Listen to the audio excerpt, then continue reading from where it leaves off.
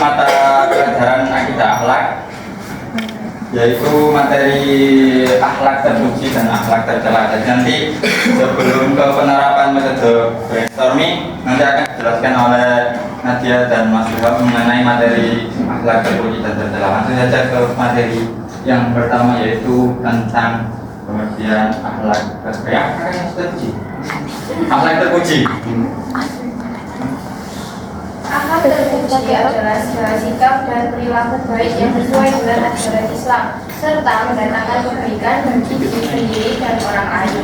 Akhlak ini mencerminkan keimanan yang kuat dan hati yang bersih. Akhlak terpuji harus dibiasakan dalam kehidupan sehari-hari karena dapat menciptakan hubungan yang harmonis dan diridhoi oleh Allah Subhanahu wa Ta'ala. Kemudian akhlak terpuji antara lain yang pertama menjalin persaudaraan antar teman, antar keluarga.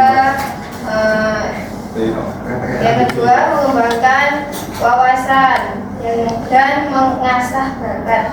Yang ketiga tolong menolong, ta'awun. Yang keempat jujur. Yang kelima sabar, dan masih banyak lagi akhlak-akhlak terpuji lainnya. Ya, itu tadi akhlak terpuji, penjelasan akhlak terpuji. Yang selanjutnya yaitu akhlak tercela. Yaitu akhlak tercela adalah sikap dan perilaku buruk yang bertentangan dengan ajaran Islam dapat merugikan diri sendiri maupun orang lain.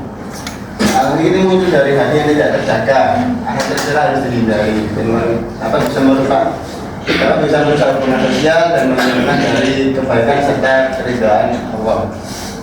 Seperti pergaulan bebas, sombong, iri dengki, pembohong, pencuri, dan lain-lain.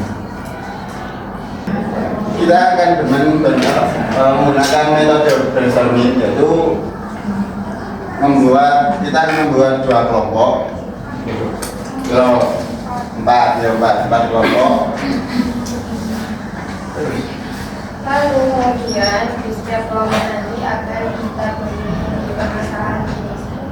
Dua permasalahan ini. Kemudian di setiap kelompok nanti kalian itu mengemukakan ide kalian atau solusi kalian, pendapat kalian secara kelompok.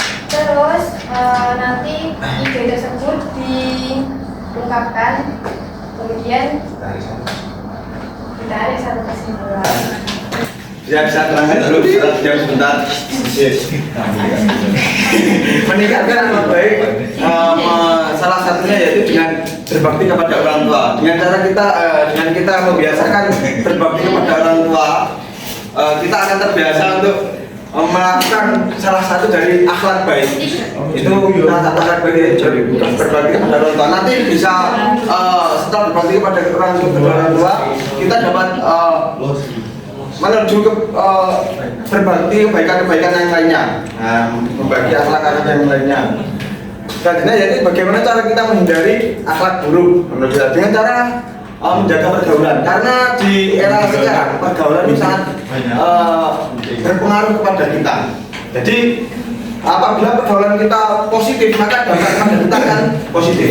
Dan kalau bila pergaulan kita negatif, dan sebenarnya kita akan negatif. Jadi cara kita menghindari akhlak buruk, dan intinya kok apabila pergaulan kita buruk ya akan menyalur kepada kita keburukan tersebut. Apabila kita dapat menjaga pergaulan kita.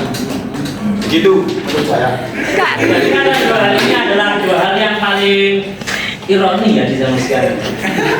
Akhlak yang baik dan akhlak yang buruk. Yang pertama, bagaimana cara kita meningkatkan akhlak yang baik. Yang paling utama dan terutama adalah pembiasaan. Kita harus membiasakan akhlak yang baik agar kita memiliki akhlak yang baik. Itu sangat fundamental. Yang kedua, memiliki lingkungan positif. Ini sebagaimana yang diterangkan oleh kelompok sebelumnya. Jadi kita harus memiliki lingkungan yang positif agar menjadi orang yang positif. Itu sangat berpengaruh sekali.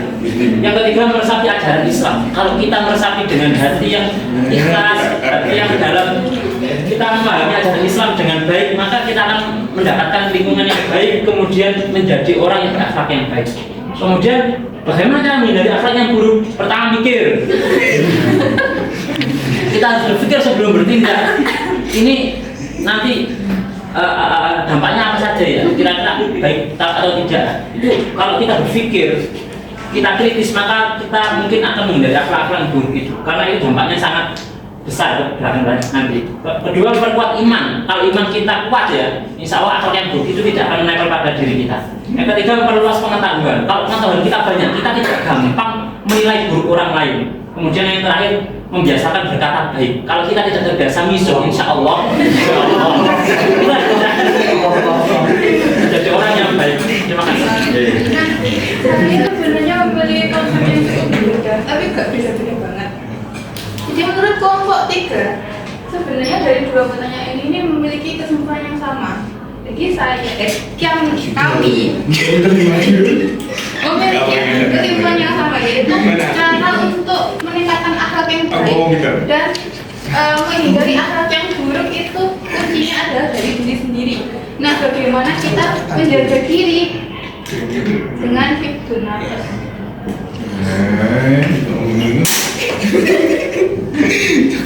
Karena hifdzun nafas ini sudah menyangkut seluruh jiwa jasmani rohani kita.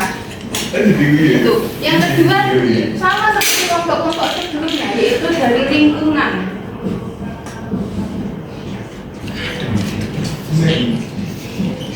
Dari lingkungan lah, kita itu bertumbuh, kita memiliki kebiasaan yang baik, yang buruk itu berasal dari lingkungan.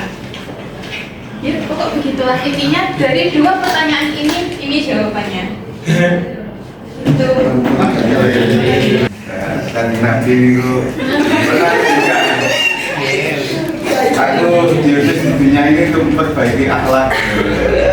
Jadi yang pertama untuk meningkatkan akhlak yaitu meluruskannya. Jadi kalau mau menjadi lebih baik ya kita berniat saja. Lalu melakukan perbuatan yang baik walaupun itu perbuatan yang kecil nggak masalah. Yang kedua, menghindari akhlak buruk.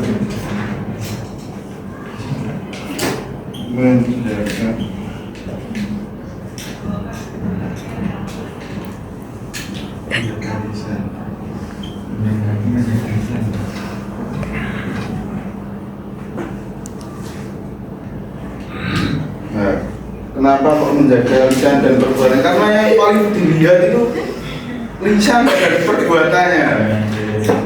Wong nyawang itu gampang sinjang. Wah, iku lakone welek. Omongannya welek. Nah, baik. Berarti ini kesimpulannya ya. Pada brainstorming itu yaitu mengungkapkan pendapat atau gagasan ide kita. Jadi tidak ada kayak penyangkalan dari pihak lain itu mau. Kalau itu mau bagaimana cara kita sebagai muslim mengajar akhlak baik dalam apa kehidupan sehari-hari. Kan bagaimana cara kita itu kan kata sing apa ya? Mempunyai jawaban pakai kan. Bagaimana cara kan yang enggak satu apa kok kita jaringan ya banyak.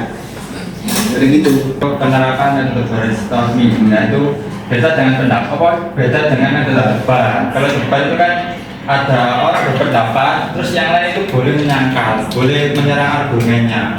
Kalau di brainstorming, seseorang hanya boleh berpendapat, wes nggak boleh dikritik. Nanti di evaluasi akhir baru boleh kayak terserah apakah pendapatnya itu sesuai realistis atau tidak, itu urusan polisi. Penting berani berpendapat, mengutarakan argumennya. Jadi ya ini contoh penerapan metode brainstorming, yaitu mengumpulkan ide-ide atau solusi-solusi yang kreatif sebanyak mungkin tanpa mempertimbangkan apakah ide tersebut realistis atau tidak. Nah itu.